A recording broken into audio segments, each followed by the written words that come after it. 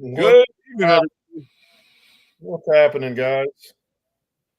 Cheers, Got a y'all. Welcome to the new Golfing Dads. new intro, new name, new segment. Let's just rock and roll and get right We've into it. streamlined some things. We have, yes. And welcome to the show, Justin from Upswing.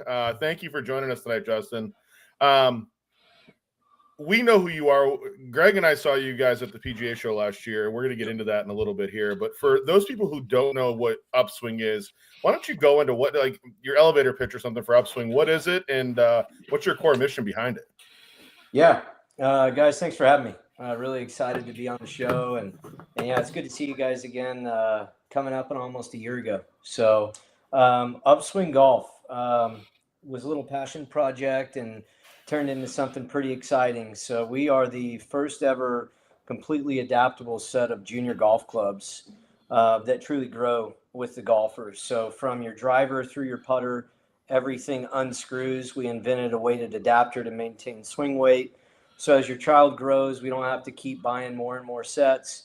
You can keep that confidence and familiarity high with our set of clubs, but then we also add a premium element to materials such as stainless steel and titanium. We use incredibly nice, high quality shafts, but we wanted to give every junior the opportunity to have pro level equipment and try to really create engagement and lifelong, golf addicts like ourselves. And so our mission is pretty simple. We want to grow the game of golf through juniors and making massive impact and just give really high quality stuff to kids and see what they can do with it.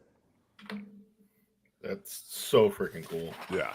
Yeah. Cool. So, with that, how did you first notice that gap in the junior golf equipment market that led to this idea? Yeah, it was actually this little guy up here. So that's my son, Elliot. He was about to turn 2, and I was looking for a set of golf clubs for him.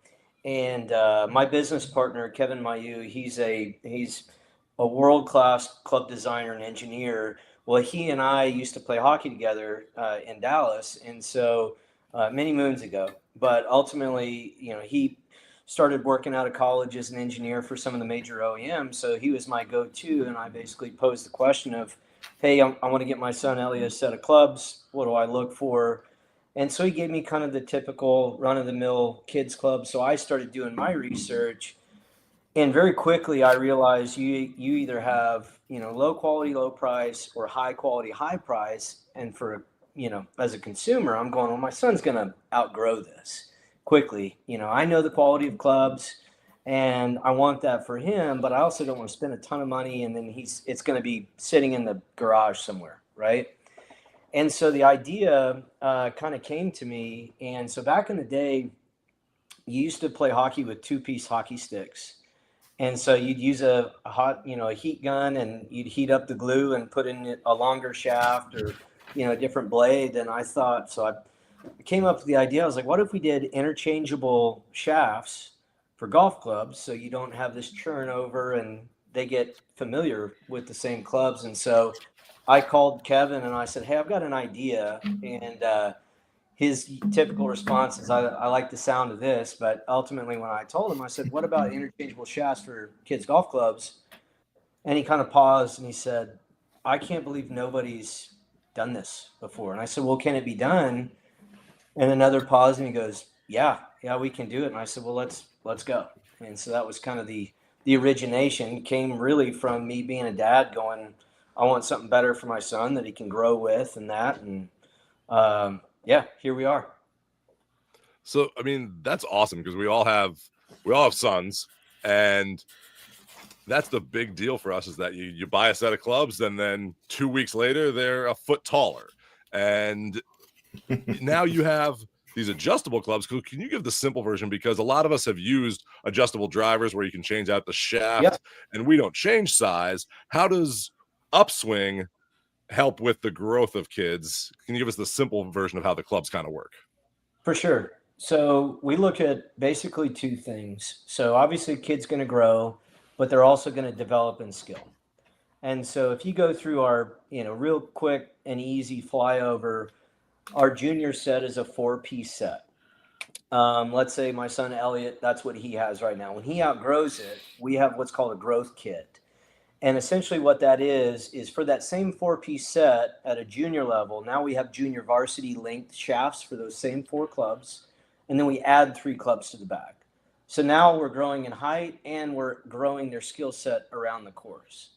From there, we do it again from a 7-piece up to our 11-piece set. And the 11-piece is a 460cc titanium driver, so max conforming with USGA, down to 3-wood, 4-5 hybrid, 6-iron, through sand wedge, and a putter. So all the tools that they're going to need to go around the golf course. And mind you, we start them with a driver. So what little kid doesn't want to hit the big ball? But at the end of the day, you're really trying to create some fundamentals.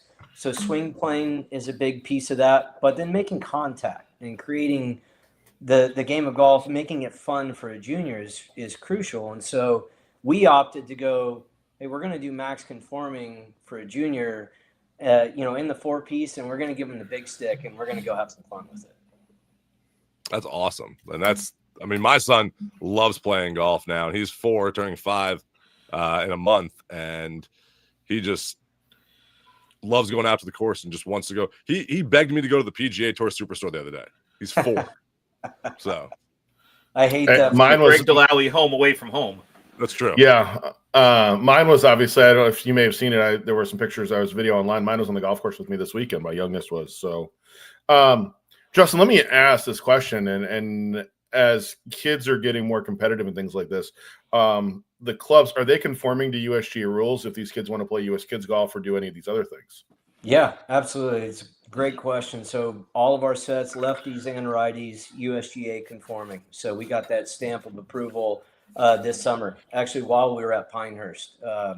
It's pretty cool. We got to take a little tour right after they finished the sampling, and it was interesting. It took them a little bit to figure out because nobody's ever done what we've done. So they had to go into the adapter, go into club heads. It kind of threw them for a bit of a spin, but I think they had a lot of fun with it for sure. Nice. That's awesome. Congratulations. Yeah. Thank you. It's nice to hear that you have the lefty set, because it's tough to find lefty junior set. My son is a lefty, and so I've gone through this trying to find clubs for him to hit. But with that, is there an age, and with that a height, because some kids are bigger than others, range and skill level that's ideal for your clubs? Yeah. So we're definitely a company that prides ourselves on the innovation and the tech piece of golf. So the height issue is that going off of height was absolutely a must for us. Going off of, to your point, if you're going with an age, like I live here in the South, like there are kids that are 12 and they're 6'4", right? So you can't really say, hey, you're 5 to 7, here's your set. So what we ended up doing was we went through a ton of market analysis, growth patterns. We went through shoulder to floor, wrist to floor measurements, the whole 9 yards for a couple of years when we were developing this. So we don't necessarily have an age of when to start, because technically our first set is up to 42 inches approximately. If they have longer or shorter arms, can kind of deviate from that, but approximately 42 inches. Now, my son, like he got into this, they were big on him, right? But he had one of our first ever sets, right, at like 3. And so he's kind of grown up with it. Now he's getting into a good rhythm. He's 4 now. Still a touch long, but that's the beauty. He can kind of choke up on that. And then through our progression, we go up to approximately 66 inches. So I say, age range, technically I'm, 37 and I could still play, they're a little short, but I could still swing them, right? I'm not a very tall guy, but, it's definitely down on the technical aspect. We want to give a true fitting, and that fitting piece is really, really important, as you guys know, on the performance. And then if a kid is not hitting the ball very well, or the clubs are too heavy, they're too long, are they really going to get into it if they can't make contact with it? So we're trying to solve at a global level for that. We have some pretty exciting things that we're going to be rolling out in Q1 too, to even further expand on that. And I think that's fantastic. My son just turned 11, but he's just over 5 foot tall right now, and he keeps telling me he thinks his clubs are too short. So I think you and I need to have a conversation about getting him some new lefty clubs for the upcoming season. I think we all need to have that conversation with with that. But before we do, we need to pay some bills here, and then when we come back, we're going to talk about Upswing winning one of the most prestigious awards at the PGA Show in 2025. So we'll be right back after these words from our sponsors. Ready to take your game to the next level? Desert Fox Golf's collegiate gear is growing fast, with over 25 universities and counting. Show off your favorite team on the course with the Phone Caddy and DJ 10 speaker, built for easy access for every round. Perfect for students, alumni, and college sports fans looking to show off their school spirit. Gear up today at desertfoxgolf.com.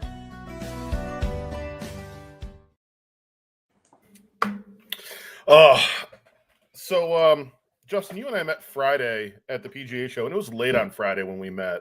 Kind of end of the day where they're starting to kick people out and like get out of here because we're all ready to pack up and go home. And you guys had just won the most innovative concept award at the PGA Show, and that's kind of a big deal. I mean, you know, they give you some like Waterford or, you know, something. Yeah. We'll say it's Waterford. Being that it was your first year at the PGA Show, what did that moment mean to you guys, you and your entire team?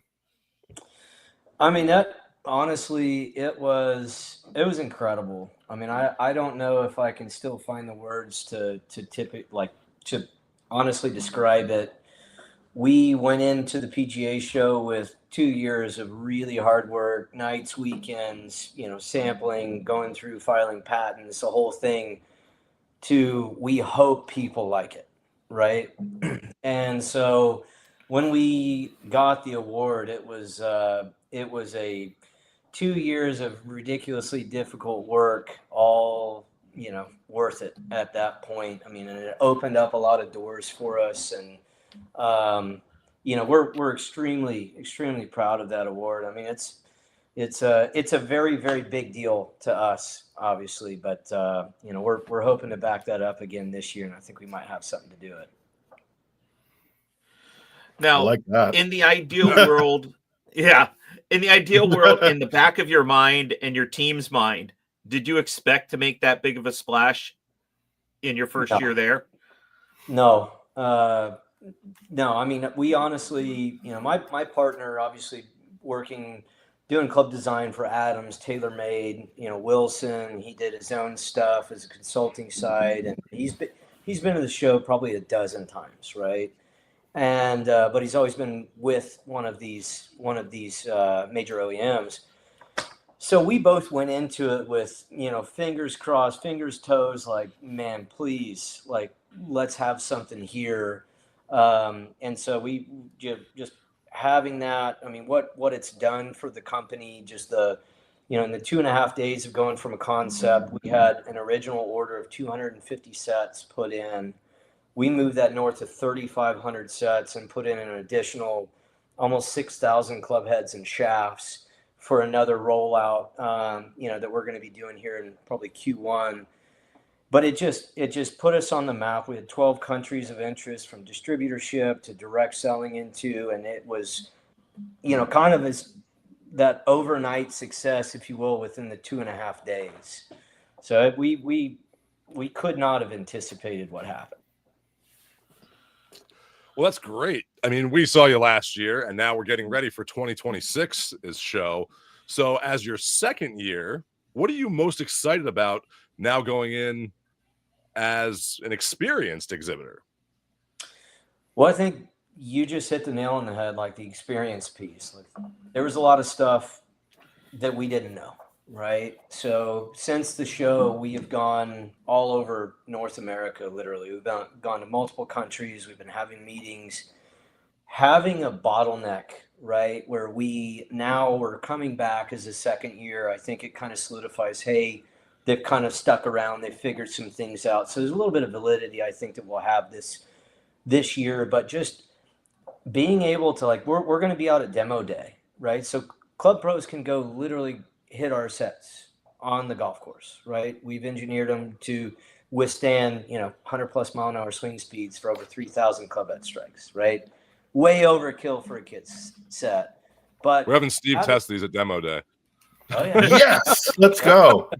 Partly because Greg's also 6'4" and can't hit any of them. So that's why we're having. Well, hell, But I mean, just not knowing what we didn't know, the relationships that we've forged, the people we've seen. We're excited about seeing a bunch of these people. But what we're really excited about is now, I mean, we've got a bigger booth, right? Last year we were in the inventors section, so it was a 5x10. And I know you guys came in late on Friday. There were still people buzzing around. I swear, Kevin and I, my wife was helping work the show. Like, we didn't sit down for 3 straight days. Like, it was exhausting.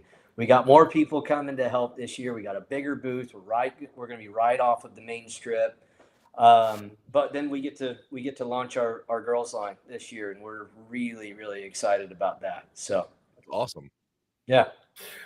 And you took the thunder out of my next question. So I know one of the things we're looking forward to seeing at the PGA Show is our buddy Seth from Upswing.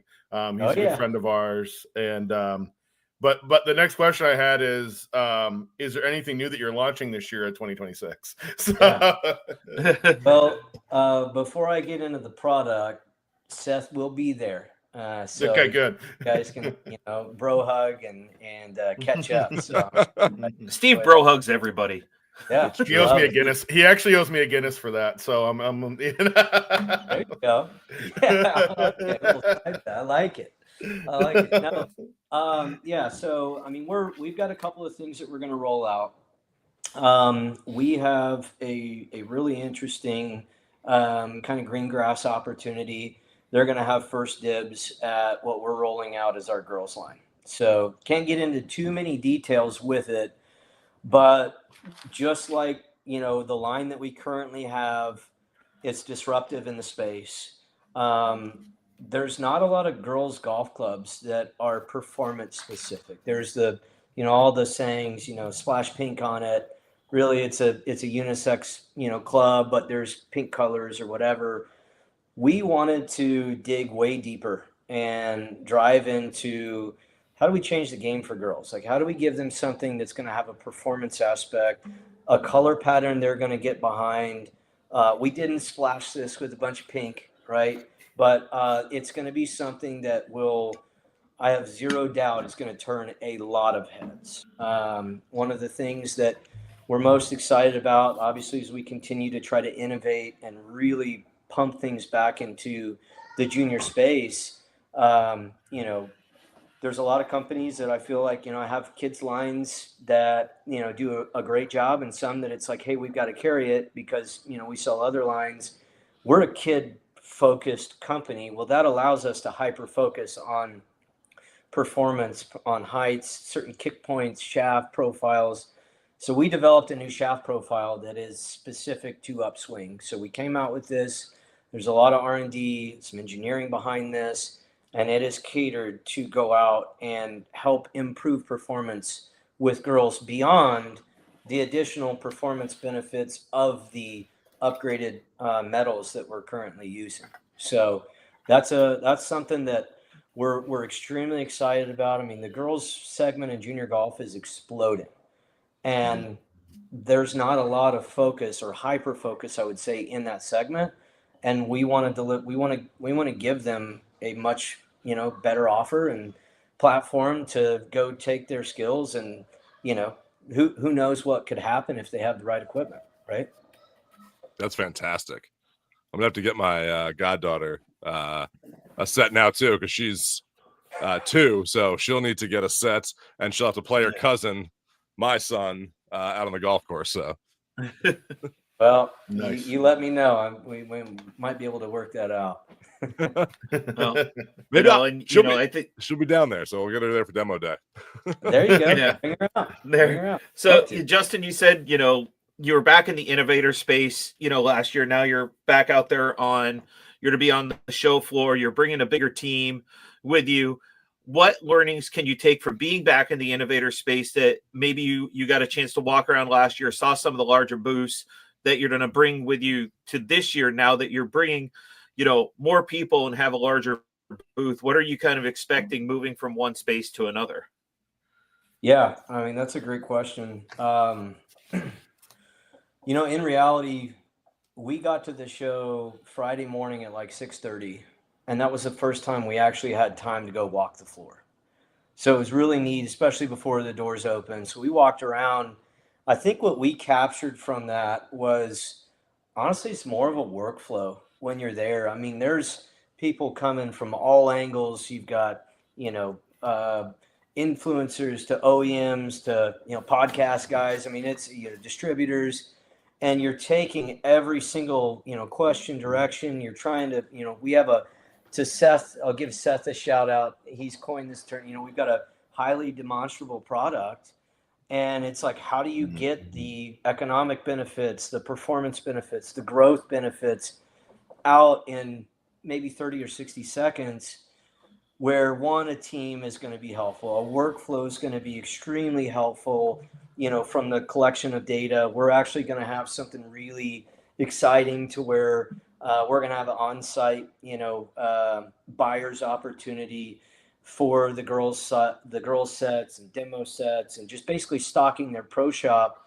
so they can put in an order on site, and by the time they get home, it's sitting in the pro shop. We didn't have that last year, right? So there's so much that it was, man, I wish we would have known. But I think the biggest thing for us was that show it'll go down as one of the monumental memories of Upswing, right? And so we want to enjoy the show this year. Like, we were full throttle. We didn't really get to enjoy it. We were so caught up in all the conversations. I think we want to not necessarily take the throttle down a little bit, but we want to center ourselves and just kind of experience it a bit more. Like, appreciate what's going on and the excitement, meeting the new people. I mean, this is fun for us. It's not even work, it's 20-hour days and all that, but this is fun. And we're excited about the experience, just like you guys are probably excited about going seeing all the new clubs and all that. We get to see you guys, right? That's fun for us. For us, it's a sprint. Steve and I say every year that we are running up and down that convention center, and you think it's going to be this fun for us, but it's work. But it is so much, enjoyable to run up and down and meet everybody, and just the friendships that we make with everyone there. And some of us feel guilty about not being there to help. Dave, we don't even mention you in the PGA show stuff anymore because you go golf and do other stuff. You play golf that whole week, Dave. We do the hustle and go network and meet all these great people like Justin here. So, well, Justin, I will tell you that we're gonna come by your booth well before Friday this year. And we're gonna shoot some content that we're gonna put on social media with this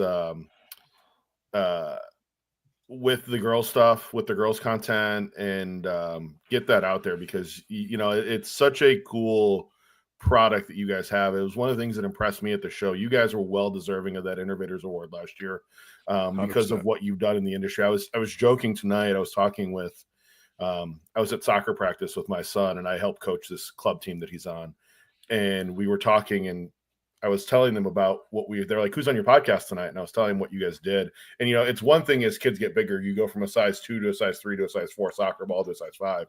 And I was telling them, they were like, that's huge. Like, we don't play golf, but we understand golf equipment isn't cheap. And they figured out a way around that for parents. So even the people that, when I talk to you about your product, they say this is like huge newsworthy stuff. So I think you guys are really onto something. And again, thank you for doing it, because as parents, this is the way things should be as kids. Because, it's huge for parents at this point. I wish I had this when I was a kid getting into golf. Me too. I think the problem you're going to run into is these kids that learn how to play on Upswing are going to want to continue to play Upswing as they get older. And now you're going to have to get into the major OEM market. We'll just leave it at that.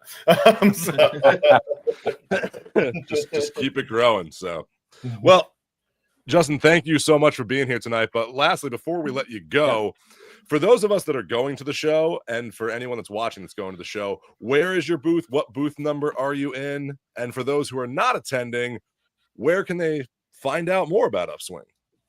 Yeah, 3346 is a booth number. Obviously, when you're there, with the the platform they use. Obviously, if you go through alphabetically, we'll be at the bottom. Look up, watch the the number. order. But no, we're going to be right there off the main section, so it'll be easy to see us. We've got a corner booth. So that'll be exciting. If you're not going to be there, if you're listening, thank you for listening. Incredible podcast and honored to be on it. So, but upswinggolf.com. We also have Upswing Golf Clubs is our social. So check us out on Instagram. We got TikTok, Facebook, all of those things. But yeah, follow us. Come along for the journey. So we'd love to grow the game of golf with you for sure. Hey, Jerry Carey wanted us to know that he can't wait to caddy Upswing Kids on Instagram tonight. He gave us a shout out. So there you go. Thanks, Jerry. Gary is our official Upswing caddy. Love the guy. Yes. I think he's everyone's official caddy at this point. Yeah, right. So, Justin, thank you for joining us tonight. We really appreciate you coming on. Cheers, Justin. And we will see you in like 2 months. So can't wait to see you. Yeah, it's like 60 days. Yeah, I'm ready. Awesome. Guys, thank you so much for having me on. And thank you. See you guys. Absolutely. So, okay. Cheers. Man. So, I mean, if you are looking, this is innovative is just an understatement for this, because growing up trying to get clubs, there's not good kids clubs out there. Like, there's some that make great sets and stuff that grow into it. We've had a few on the show here that have some great kid sets for when they're older. But my son, who's 4, going on 5, he's going to grow out of clubs real quick. This is a great way to get him into the game, get him clubs so that he can grow with the clubs. And that is fantastic. I can't wait to see everything that Upswing has in the coming year and at the PGA Show this year.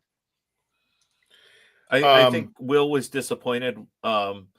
I told him who was coming on tonight and things like that. And he goes, well, why haven't you talked about them before? And I'm like, well, but there's a good reason that there's timing between. We got to tell Will, like, we can't have everyone on at the same time here. We'll get people on for you, Will. So, but Ollie was excited too. He was excited that there's golf clubs that are his size. I was showing him them, and he was getting real excited about it. So, lot for them, for the kids, and we're the golfing dads. We got to have stuff for our kids because we got to get them to be the future golfing dads. Yes. I don't want to say and steal a line from another podcast. It's not a golf podcast. It's a pretty well-known podcast. But we've got some breaking news that came out today that we need to talk about. We really do. So, I mean, you want me to just read it? Breaking news right there. Look it up in the top corner. Breaking news brought to you by Cobra Golf and the DS Adapt driver. The official driver of the Golfing Dads Tavern and the best driver on the market today. I'm just going to read this. Top Golf Callaway Brands Corp. Today announced that it has signed a definitive agreement to sell a 60% stake in Top Golf and Top Tracer business to private equity funds managed by Leonard Green and Partners, LGP. The transaction values Top Golf at approximately $1.1 billion. In connection with this sale and its related financing transaction, Top Golf Callaway Brands expects to receive approximately $770 million in net proceeds. I'm going to point something out very quickly before we go down this road, because I looked it up. Callaway paid $2.6 billion for Top Golf, and they're valuing it at $1.1 billion. Anybody want to Tax start? write-off. No. Exactly. It's like driving a new car off the lot. It's instant depreciation. Right. Here's the thing. We've talked about this before. I think Topgolf has a great product. I think Topgolf needs some better marketing around it. I'll be interested to see what this does for Topgolf. I hope it actually helps Topgolf grow back to a $2 billion product. I think part of it, sometimes they scaled too big too fast.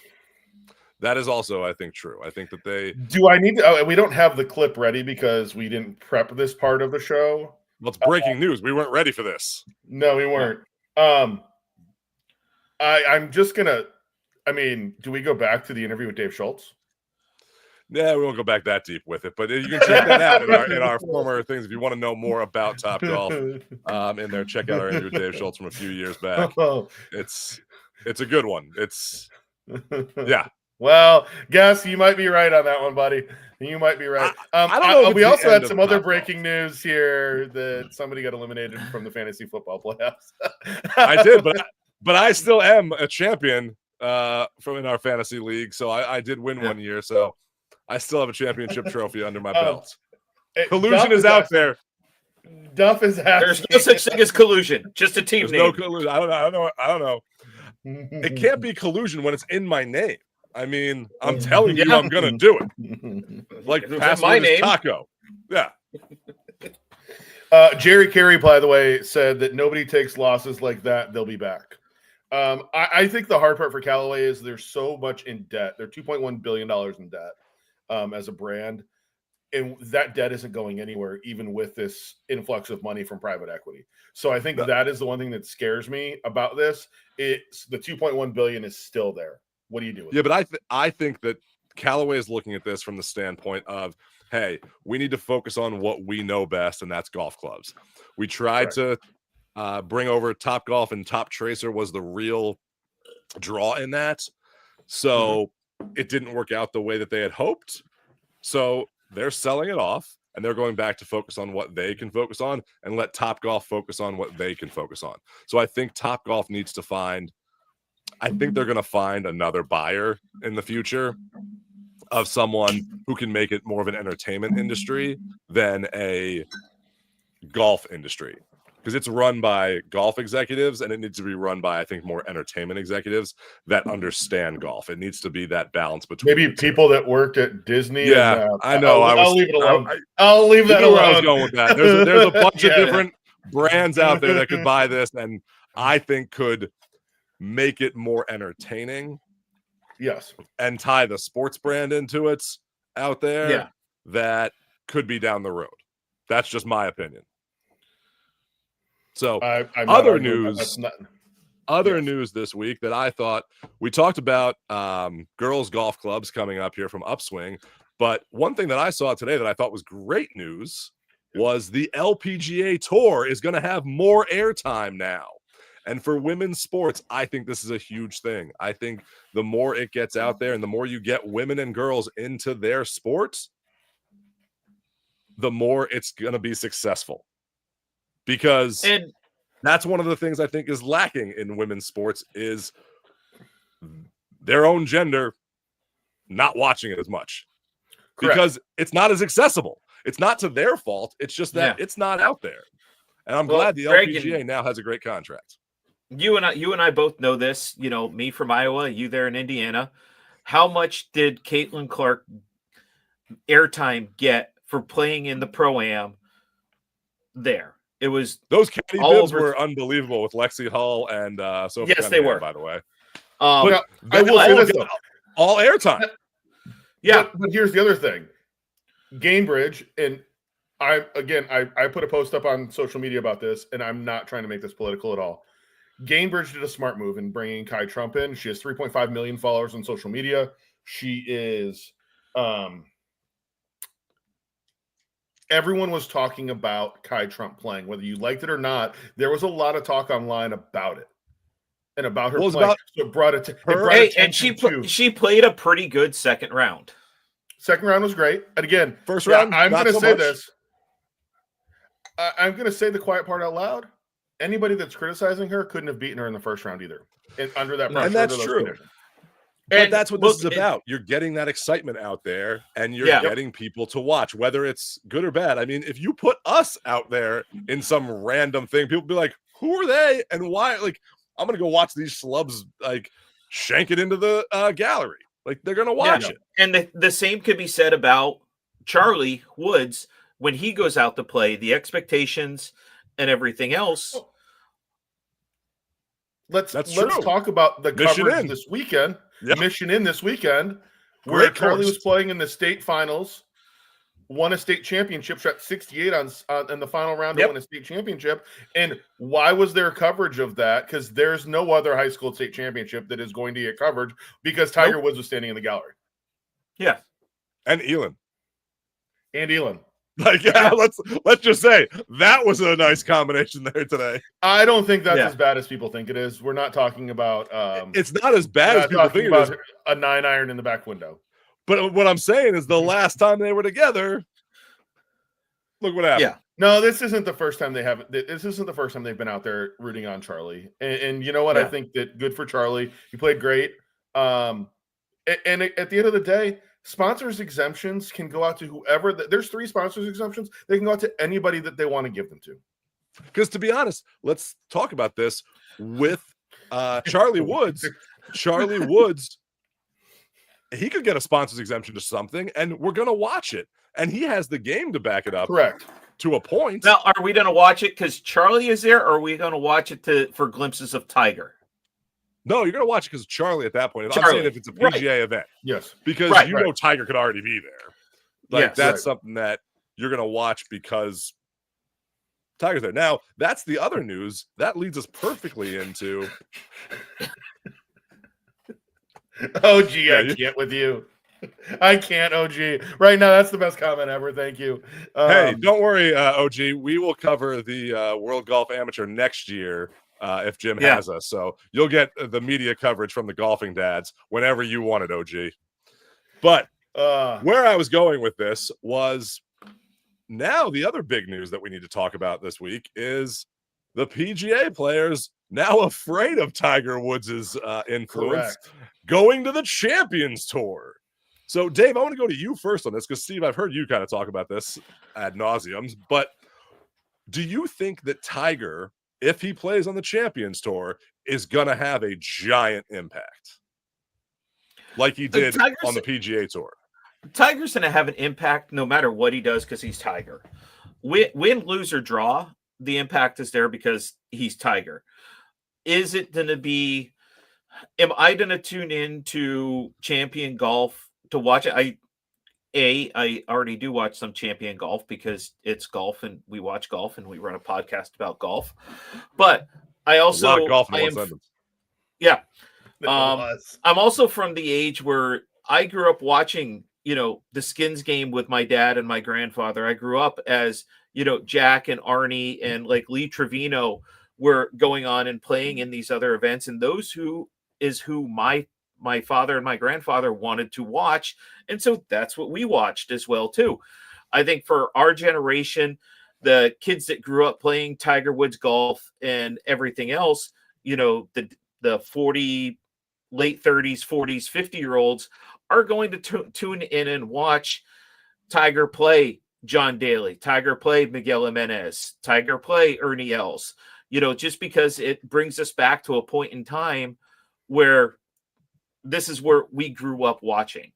And so if I'm the PGA, I'm not worried. I don't think it's going to be a worry monetarily because it's still the Champions Tour is still PGA and they're still getting eyes on product. And so when Tiger goes and plays in these events, and if he's healthy, and then he can go and come and play in the Masters or the PGA Championship or the US Open, which is probably the road he's going to take and just play, the majors, eyes are going to shift that from the Champions Tour events to these events because it's still Tiger. But do you think that the PGA is going to lose TV coverage because it's going to be more on the Champions Tour versus what people want to watch. Do we want to watch Tiger or do we want to watch Scotty Scheffler is really going to be the question that you're going to get if there's competing weeks against each other is what I'm talking about. Not really, because if Tiger was playing in a tournament and he didn't make it past, maybe he withdrew on Thursday or he didn't make it out of the Friday round, all those eyes were off that tournament anyway for the people that just want to watch it because Tiger was playing. So I don't think one way or the other. I think it's going to draw more eyes to the Champions Tour, but it's not gonna move. The Tiger needle is not gonna sway it very too much far away from the younger people that want to watch.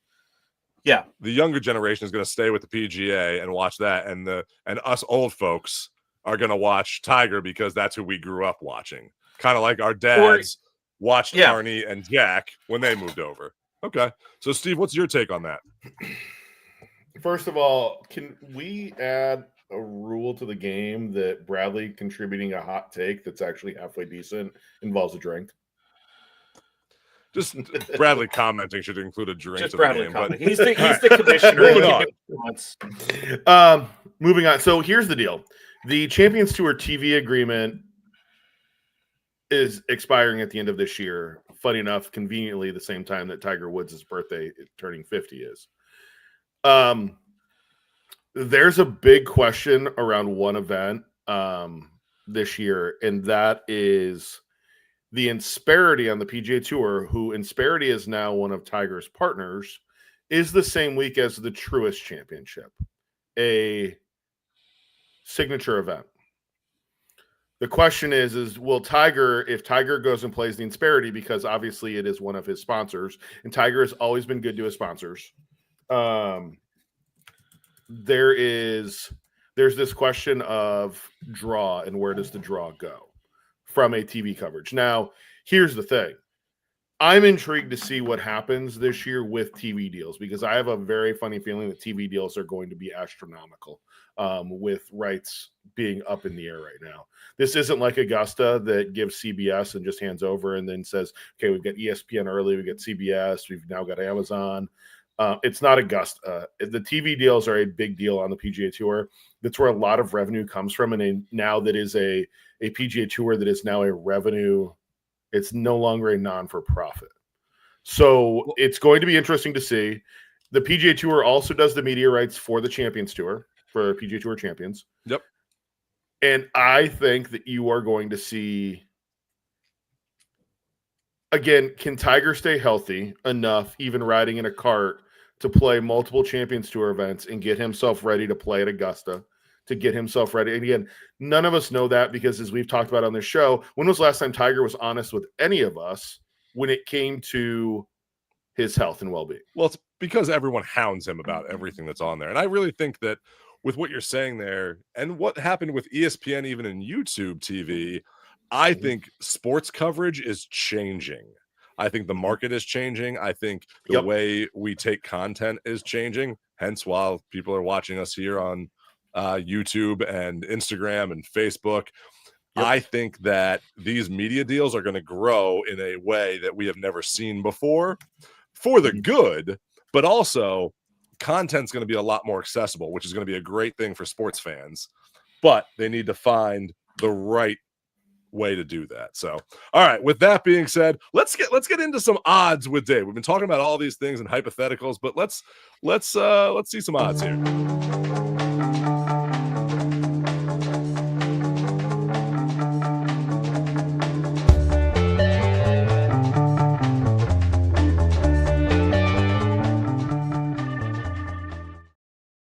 Dave, what are the odds that I win our fantasy football league? Zero. Oh, okay, good. That was good to know. So yeah, I have been officially. What are the odds that you and I make another trade before this weekend? I mean, just basically, I will put this out there for anyone in our fantasy football league. Tell me who you want. My team is up for sale. Okay. Wow. I do accept physical cash considerations. And I consider draft picks. I will take whiskey. I will take where you go in the draft next year. You might get a great draft pick if I get something good in return. So speaking of fantasy football, let's talk the Thursday game here, just because it's about the best odds we can get right now. We have the Bills and the Texans. Texans coming out of nowhere and really having a pretty good defense right now, but Texas is getting 6 points right now. But the prop I'm really interested in is Josh Allen right now. He's averaging 245 yards a game.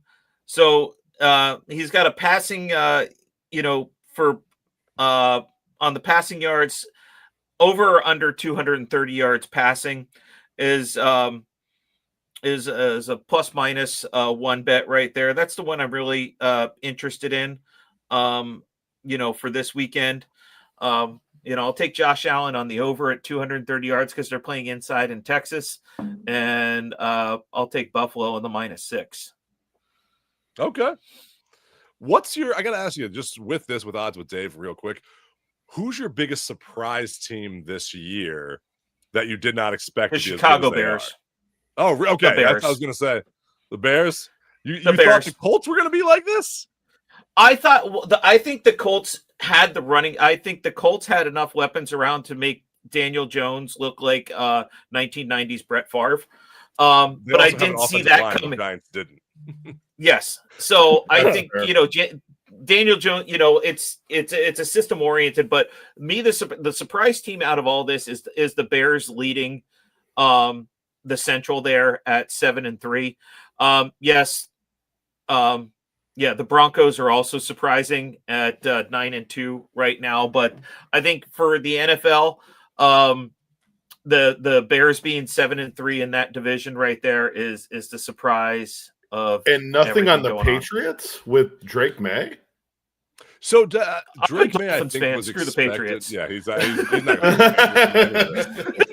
I agree with you. I think that Caleb Williams hadn't shown a lot, and then their coaching changes that they've had there, they finally kind of put it together in Chicago, and I'm really happy for Chicago. I know my in-laws are very happy for Chicago, and so I want to see Chicago keep going. I want to see maybe a Chicago versus Indy Super Bowl could be a fun one that's out there, because we don't want to see the Patriots, even though it's not Tom Brady. We still don't want to see the Patriots in the Super Bowl. All right. With that, Steve, I think it's time for Smack of the Week. Yes.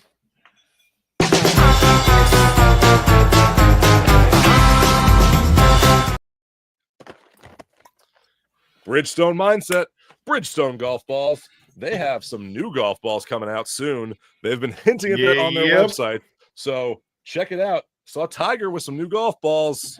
Yeah, I'm waiting because we may be getting some, so we'll just leave it at that. Yeah, that's. But get yourself some Bridgestone golf balls if you are looking for a game changer in golf balls. A Bridgestone Mindset is that game. Fuck. You okay? Hold on, we gotta see that again. Yeah, it kind of got stuck on my side. Yeah. Oh! You couldn't do that again if you tried. Dave, were you there with me the day in Hilton Head when I hit the 150 stake? Yes. With my drive? Yeah. And it came back about 50 yards? Yes. Were we out on the Trent Jones court? Were we at Trent Jones or National? No, we were over at not Palmetto Hall. Palmetto Hall. That was Palmetto Hall. The Cup course. I think it was the Cup course. Yeah, is where that was. Yeah. So, but yeah. All right. Hold on. Guys, got any final thoughts? Oh yeah, we do have something to talk about. Oh, we do. We have a dead horse to beat. Oh, that too. We have that too, but we have a dead horse to beat. Let's talk about Greg's first before Steve. Yeah, I got something. Gets on a tangent. I got something new. One of our sponsors. I got this off of Amazon. Hey, Greg. Yeah, it's an unboxing. It's an unboxing now. But I will say, Desert Fox has a new magnetic. Ready? Boom. Holds it right there. Check out Desert Fox. Now, I like the packaging. They did a good job on the packaging. I like the packaging. I also like, hey, I can watch Penn State football on the golf course again. And Penn State, I would like to thank Virginia Tech for saving my alma mater a few $1 billion by hiring James Franklin. And I wish James Franklin all the best because he was a phenomenal coach for Penn State and did a lot of great for us. Virginia Tech, you got a good one there. I think Virginia Tech scored. Having attended quite a few games over at Virginia Tech, I think that is a great hire for the program there. All right, Steve, final thoughts. What's your last bone to pick? So two things. One, the news that Laurie Cantor, coming off of the Live Tour, has now got a PGA Tour card. And then Liv has been rumoring, we're going to sign these major players. They signed Victor Perez today, the 122nd ranked player in the world. Is anyone wowed by this? No, I think it's that international kind of flair. That's more of what they're getting. They're getting more of that international flair. And I think this for Liv I don't think it's a bad thing. I think it's good for Victor Perez. Oh, wait, wrong flair. It's not that. Nice, Dave. It's not the splash that they want. It's not this giant name that's going to move the needle. It's not a Rory. It's not a Scotty. It's not even Ricky at this point. Like, that would have really been a splash there. But I think it's good. Also, I think it's good that there is a player now that was on Live and has worked their way back to the PGA Tour. And I think this is a good path for how that should look moving forward. Now, is it a path for him because of where he is in the standings of the, this is not like prime Phil Mickelson trying to come back or John Rahm trying to come back. Let's take John Rahm right now. Does John Rahm, even though this precedent is there now for somebody to come from Live back to the PGA, does it make it harder for John Rahm because of who he is and how he ended up there? I think it just makes it more steps, and I think it's the right thing to do in the sense that he didn't come from the PGA. He went straight to Live from the DP World Tour and was kind of banned from the TP World Tour, and this is why this whole lawsuit's going on with that. But he earned his way back on the DP World Tour, getting his points to get enough to come back to the PGA Tour. That's what happened here. So I think earning your spot back on tour is the process, not just you can come back. Here's the other problem that I have with it, though. Like, you have Hudson Swafford, who's on a 5-year suspension from the PGA Tour because he's a PGA Tour member. Henrik Stenson, because was a DP World Tour member, has paid his fines and is going to pay because he got relegated, is going to play in the DP World Tour and trying to earn his card back on the PGA Tour. So you have to be careful if you're the PGA Tour on this 5-year suspension from Hudson Swafford when you have this pathway for these DP World Tour players to get their cards back. Like, that, to me, the PGA Tour, honestly, to me, and I love the PGA Tour, but they need to take a look at that one. Well, I think that if you have a suspension because you were on the tour first, which in this other scenario, it's not, he wasn't on the PGA Tour, he was on the DP Tour. But if you were on the PGA Tour and you have a 5-year suspension, you go over there, your suspension runs out, and then you earn your way back. That's it. I think it's the earn your way back that is the important part to me. So it's like a show cause penalty in the NCAA. Yeah. So then tell me, what is the difference between what Hudson Swafford did and what Henrik Stenson did? And if Henrik goes back and plays the DP World Tour and finishes top 10, he gets his card back. If Henrik is still under suspension when he earns his card on DP, you would have to wait for that suspension to end. But as soon as it ends, you can come back because you have earned your way back. It's just you got to follow the guidelines that are in place. Let's see what happens. Because I'll be, With that, cheers, everybody. Upswing, cheers. Thank you. Tonight, we'll see you at the PGA Show. Check us out next week for more as we lead up to the 2026 PGA Show here on the Golfing Dads. I'm really fortunate, man. I have an opportunity to build something that's And remember, folks, use code GolfingDads to get 15% off your order at Desert Fox Golf. Also use code GolfingDads to get 15% off your order at golfish.com. Use code GolfingDads to get 20% off your order at Jacket Sunscreen, and use the Golfing Dads Tavern to get 5% off your order at Flight Scope.